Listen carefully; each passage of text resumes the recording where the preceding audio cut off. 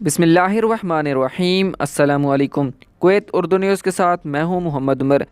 آج کی اس ویڈیو میں ورک پرمٹ کے حوالے سے ایک اہم خبر شامل کرتے ہیں کہ پبلک اتھارٹی بر افرادی قوت کے بورڈ آف ڈائریکٹرز جو وزیر جمال الجلاوی کی صدارت میں منعقد ہوئے نے 60 سال سے زائد عمر کے تارکین وطن کے لیے ورک پرمٹ کی تجدید پر اتفاق کیا ہے۔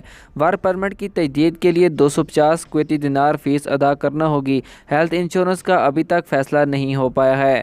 روزنامہ رائے کی رپورٹ کے مطابق کویتی خواتین کے بچوں کو چھوڑ کر اس فیصلے پر 1 سال بعد نظر ثانی کی جائے گی۔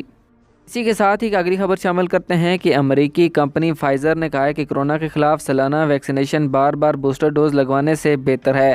تفصیلات کے مطابق امریکی کمپنی فائزر کے CEO البرٹ برولا نے انکشاف کیا ہے کہ اینٹی کورونا وائرس ویکسین کے ساتھ سالانہ ویکسینیشن وائرس سے نمٹنے کے لیے بار بار بوسٹر ڈوز لینے سے بہتر ہوگی۔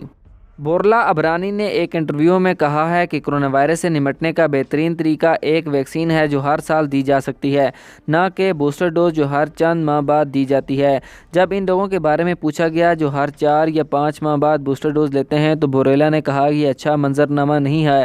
انہوں نے مزید کہا ہے کہ مجھے امید ہے کہ ہمارے پاس ایک ویکسین ہے جس سال میں ایک بار لینے کی ضرورت ہے۔